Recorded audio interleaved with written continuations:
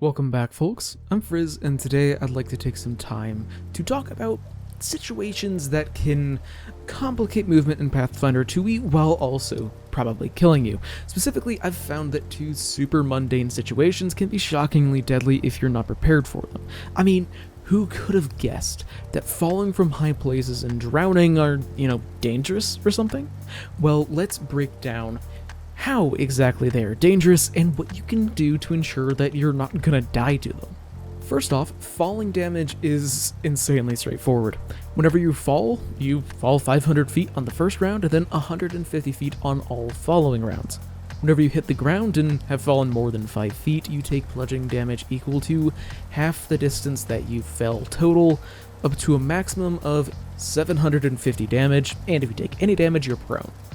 Obviously, 750 damage is absolutely going to obliterate basically every character, which is actually kind of refreshing, honestly. In Pathfinder 1st Edition and D&D 5e, fall damage maxes out at 20d6 damage, which, while not being insignificant, means that high-level characters and just characters with big hit point pools can just take huge falls like a champ. In 2e, long falls can absolutely be terrifying at basically any level. If you're higher level, then a terrifying fall just means you're falling for a lot further. While fall damage is absolutely more scary in 2e than it's ever been before, there are also a variety of different ways to make it easier to handle, and every character can get access to them. The most obvious is the Catfall skill feat. That just reduces your fall damage by an amount depending on your proficiency in acrobatics, and if you're legendary, you don't take any fall damage. If you want your character to be just far less concerned with fall damage in general, all catfolk take half falling damage, and the Skyborn Tengu heritage completely negates any and all falling damage that they take. Have fun explaining how your level 1 Tengu can fall from orbit. In terms of magical solutions for falling damage though, Featherfall is the obvious option, but the Snapleaf Talisman is a super cheap way to deal with falling damage that literally everyone can buy. Seriously, having Featherfall on hand whenever you need it is an easy way to save a character from an embarrassing death whenever they slip on a banana peel off of a roof. Now, if there's anything mundane that should really scare adventurers that isn't a cliff, or, a door, since all PCs are scared of doors, it's a pool of water. Aquatic combats are pretty notorious for being dangerous, and that's for a very good reason, since most PCs aren't great at fighting underwater, while most aquatic creatures are. Who could have guessed that aquatic creatures are good at aquatic combats? Well, the main reason that I think that fighting underwater, or even just swimming, can be scary for some PCs is because drowning is shockingly a quick-witted eye. Who could have guessed? And especially in 2nd edition. Really, it is surprisingly easy to drown, which really isn't actually, that surprising, since drowning doesn't take too much skill in the first place. You can hold your breath for a number of rounds equal to 5 plus your constitution modifier, and for every single round that you make an attack or you cast a spell, that reduces your air by 2 rounds instead of 1. And obviously, if you speak something, you immediately lose all rounds of air.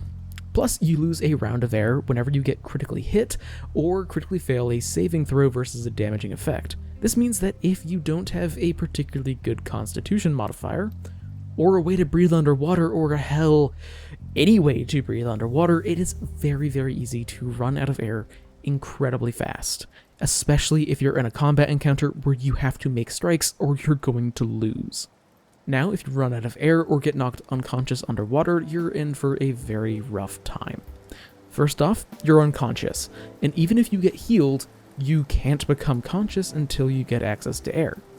Plus, at the end of each of your turns, you make a DC 20 fort save. If you fail it, you take 1d10 points of damage. That doesn't sound that bad, right? Well, if you critically fail that DC 20 fortitude save, you instantly die. Now, that obviously sucks, but a DC 20 isn't actually that bad if you're high level.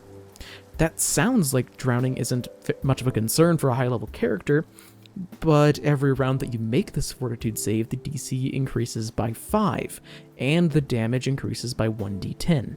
This means that very, very quickly you can get into a horrible situation, since if you were knocked unconscious by damage underwater, you've got to make a fort save to avoid dying on top of your recovery checks to try and stabilize, and if you take damage from failing the fortitude save, then that increases your dying condition. Who knew that bleeding out underwater from grievous wounds is a really bad idea? There are a bunch of ways to deal with suffocation and just in general underwater combats, and honestly most of them do require magic. The underwater Marauder skill feat is great for actually underwater fights, but it doesn't help you, hold your breath better. That's what the breath control skill feat is for, which is insanely specific and insanely good for those situations. It lets you hold your breath for 25 times longer, which is almost assuredly more than enough time for a single fight, so long as you're not trying to go, to the bottom of the ocean.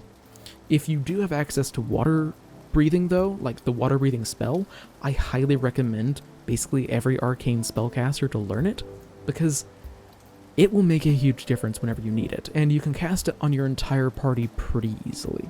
So yeah, while falling and drowning are absolutely terrifying at 2e, they're absolutely not something that I would recommend obsessing over all of the time. So long as you've taken it into consideration and thought a little bit ahead, falling off of a high cliff isn't going to instantly kill your character, and most low-strength characters aren't going to die the instant they fall into a lake. Of course, I highly recommend at least being trained in athletics, since being decent at climbing and swimming can make either of these two dangers come up just not nearly as much in the first place. After all, most swim checks and climb checks aren't even that high, so just being trained is often more than enough.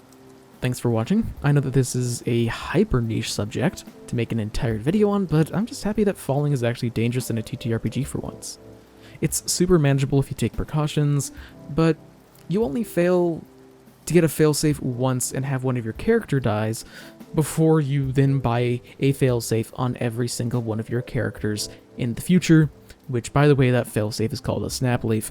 What do you guys think about falling and drowning in 2e? Have you had a PC die to them?